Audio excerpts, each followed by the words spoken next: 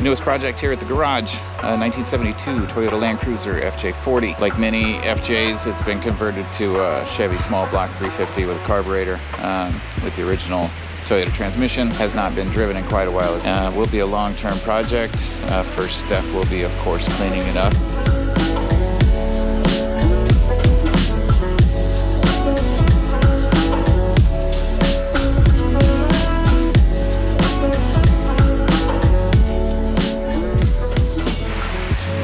Interior is all complete.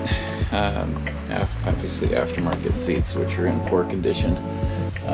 He has the half doors for it.